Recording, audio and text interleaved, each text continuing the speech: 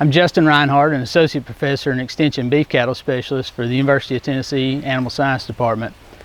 Today we'll be discussing your annual evaluation of the cows. It's important to every time we put the cows through the chute each year, hopefully multiple times a year, we evaluate them for a lot of different things on an individual basis, and then so we can keep records of that and keep records of their calves, and then have an overall herd evaluation too to know if we're improving or not. So we'll talk about the basic components of individual cow evaluation. So we're at the Ames Plantation today in Grand Junction, Tennessee, and I like to use the Ames Plantation herd as an example. First and foremost because they have really sound reproductive management here at Ames. They have a very short breeding season, so they have a short calving season, and then all the good that comes from that. You can manage everything else. Even the annual cow evaluation is easier to do because they're all at the same point in their production cycle. So we'll start actually with pregnancy diagnosis as the first component of an annual cow evaluation.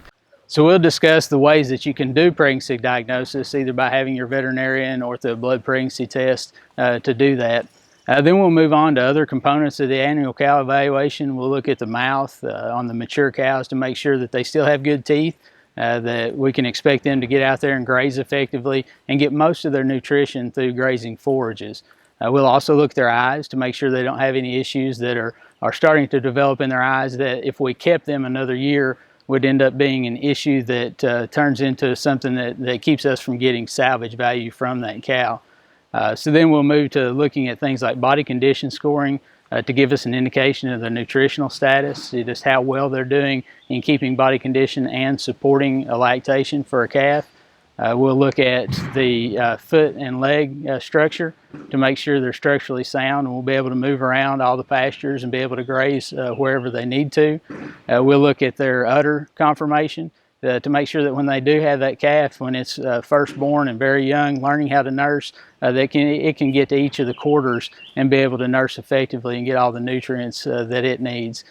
So we'll go through and look at all those individual components of a cow. We'll look at the temperament to make sure that she's not a cow that will have problems gathering or working, and that temperament is very heritable, so we don't want to pass that on to calves, and then those calves interrupt the performance of the calf groups that they're with. So temperament's an important thing that we'll look at. Then we'll move out to looking at some data, and to be able to look at data effectively, we need to have a good numbering system, a good record keeping system. We'll discuss that in detail. Then on a whole herd basis, we'll keep moving out to see how we're doing on that number that we talk about that we always like to evaluate, that pounds of calf weaned per cow exposed. We'll look at cow efficiency on how much of her body weight she weans each year. So then we'll take all the components of that evaluation and look at a culling strategy and decide which cows we need to remove from the herd. And once we decide which ones to remove, then an effective marketing strategy to be able to get the most salvage value that we possibly can out of those cows, because that's a big component of our annual revenue.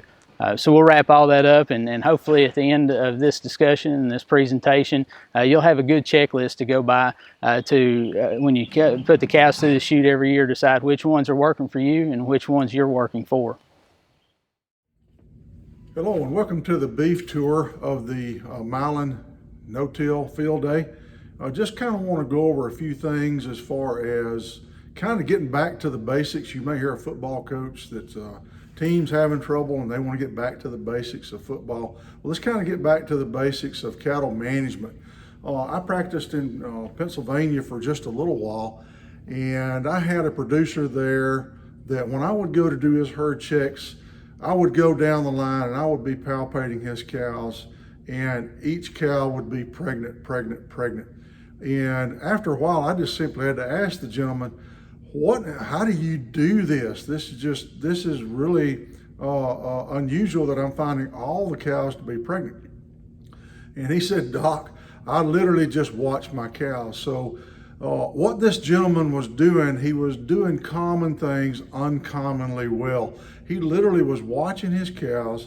He was writing things down. He was paying attention. So those are some of the easy things that we can do. And some of the easy things that you can do on your farm, your cattle, to help to manage them better would be, one is a defined calving season. Mylan is out there in a lot of cropland. So think about it this way. If you were to get ready to plant 5,000 acres of cotton, well, you hooked up to the planter, you got your planter all greased up, you've got all the seed hoppers filled up, you've got the tractor fueled up, oiled up, greased up. You load up and you plant 1,000 acres. Then you go, well, I'm kind of tired. I think I'm gonna knock off for a couple of 3 weeks. Well, you knock off, you take time, you go do something else, you go on vacation, then you come back, then you start planting again. Well, you plant about another 1,000 acres, and well, golly, I'm kind of tired. I think I'm going to knock off for a little while again, do a couple of other things. And then you come back 2-3 weeks later, you start planting again. Well, how much sense does that make once you come back and it's time to start picking cotton? Now everything's going to be all scattered out.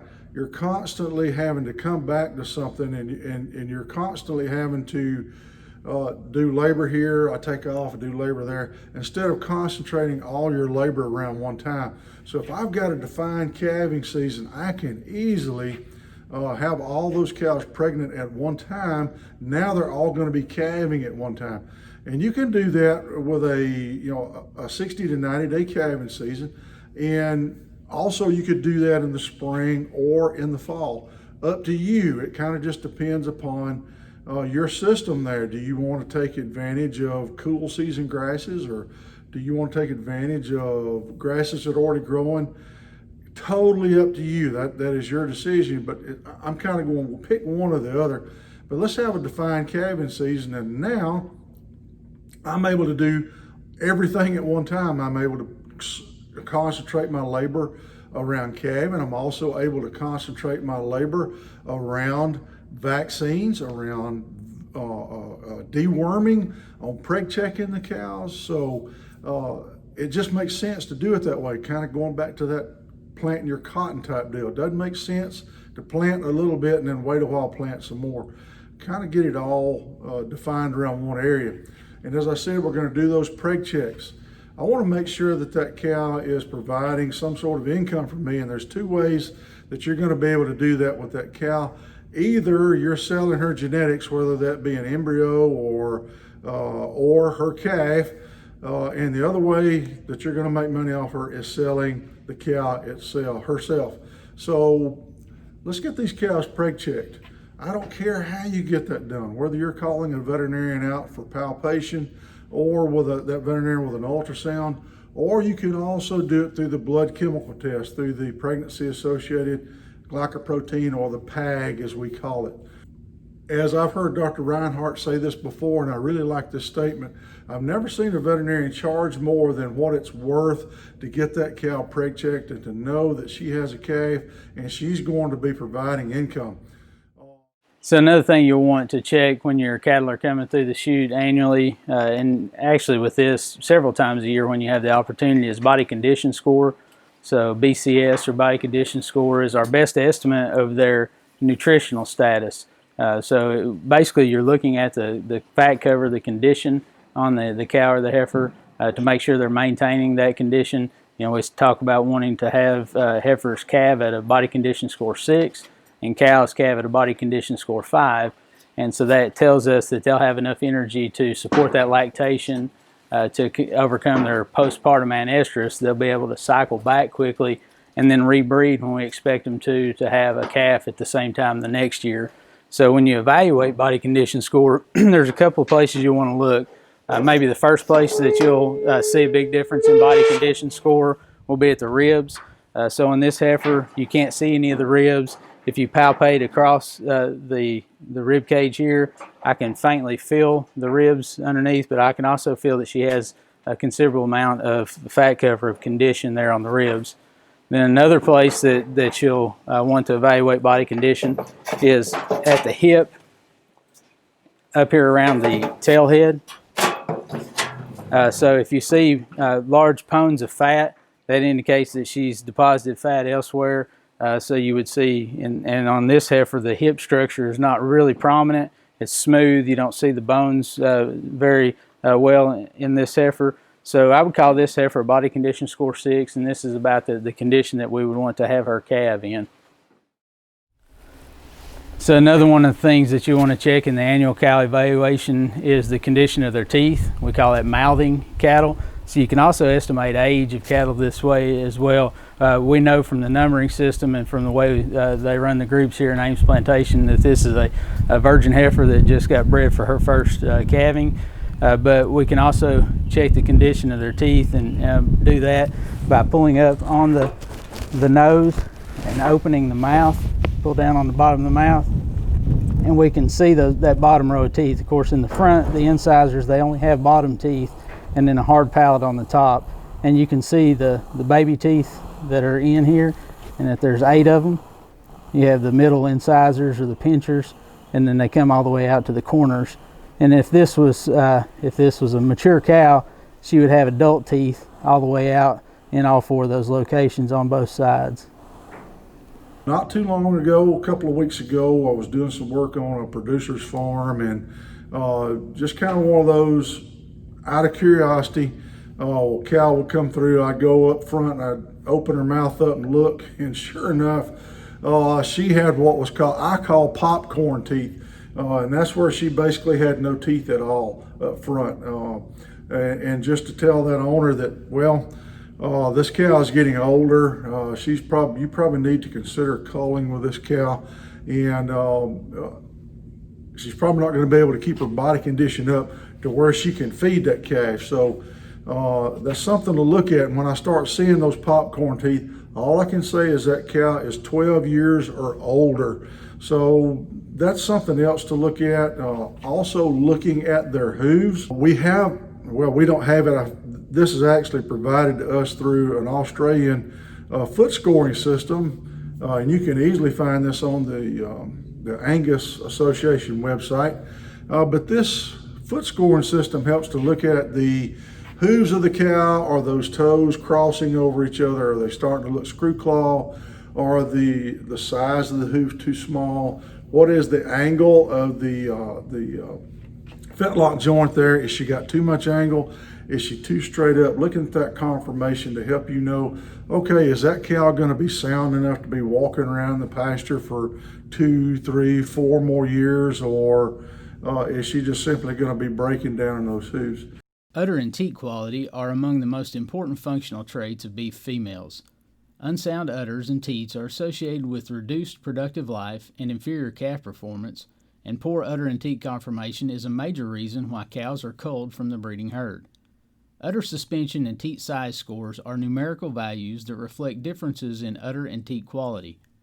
Udder suspension scores are subjective assessments of udder support and range from 9, very tight, to 1, very pendulous.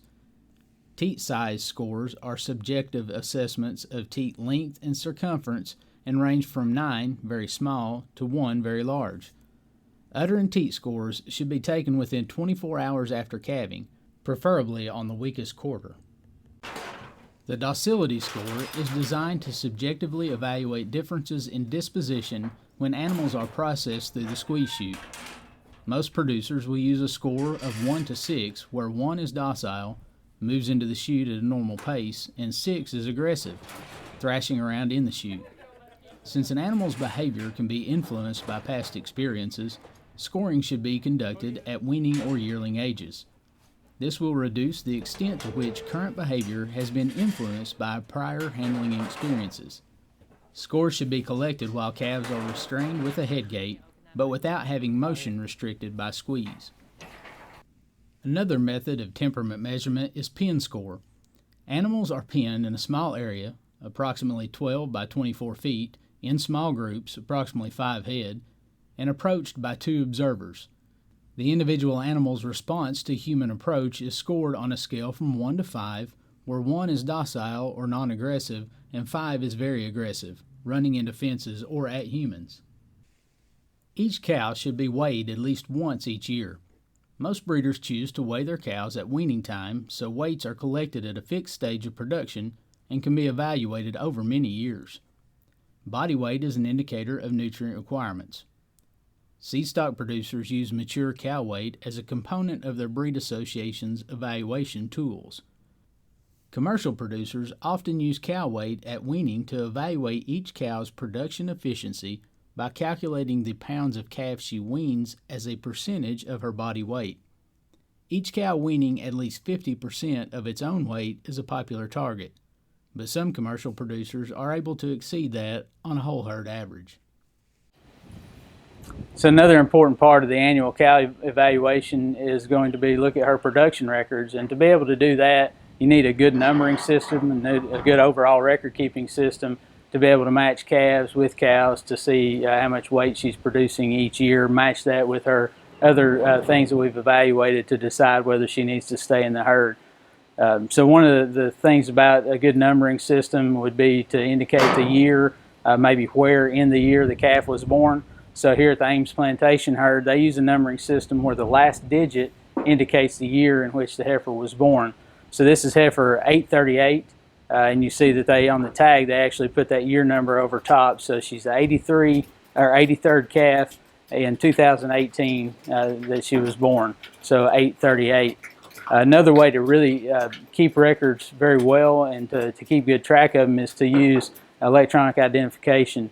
And if you have EID tags in each of your mature cows, your heifers, and all your calves, you can use an EID reader. This is an example of one that we use here, that when you hit the button on the EID reader and scan that across near the EID tag that's in the heifer's ear, it'll pull up the information that's been stored in here and on your computer. So it brings up that she is heifer 838. And we have in that today we're evaluating weight, days pregnant, whether or not she was pregnant or open, just a pregnancy status along with the days pregnant. And then we can put other notes and things in here. So that can Bluetooth to your phone, to your computer. You can connect it directly to the USB port in your computer and export that information. So then you have in your spreadsheet or your electronic record keeping system, whatever that might be, a good record of what you did that day. It eliminates errors of typing that information in.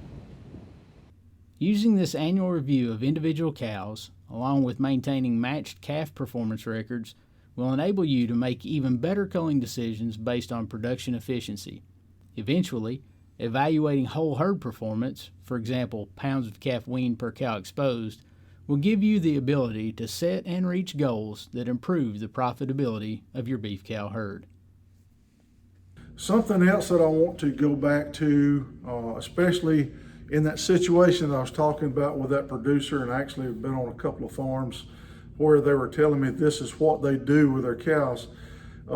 Actually, when I pointed out that cow was 12 years or older, although actually both of these producers says, Doc, we actually just keep them until they literally die, and then we just dig a hole in the ground, put them in the hole.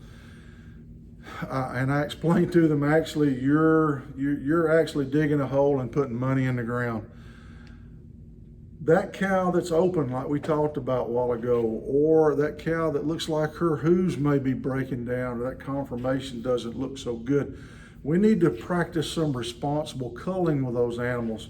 And actually, I explained to them, as when they were talking about you're digging a hole and putting money in the ground, is if you cull that cow at the right time, that actually can account for 20% of the income on your farm. So I hope I got through them to help them to understand that holding on to that cow for as long as possible really wasn't the best efficient way to use that cow. That they were literally digging a hole and putting money in the ground. So kind of looking at those things, once again, your extension agent has quite a bit of information on that. We also have plenty of information on that here in the department, Animal Science Department, that we can help you with. All sorts of guides that you can go by to look at that cow's teeth, those hooves, body condition score, what does that udder look like, nutrition-wise that cow needs to be on. An older cow certainly needs a different nutrition, plane of nutrition than a younger cow or a heifer. And also that plane of nutrition is going to play really, really important on getting a heifer bred back again. So we have all sorts of information that's available to you. All you simply need to do is get in contact with your county agent and inquire about that. And certainly if you have any questions on any of this, you can visit our website, either the University of Tennessee Animal Science Department or the utbeef.com. Quite a bit of information is there as well. So certainly use us as a resource. Don't hesitate to give us a call. That's what we're there for.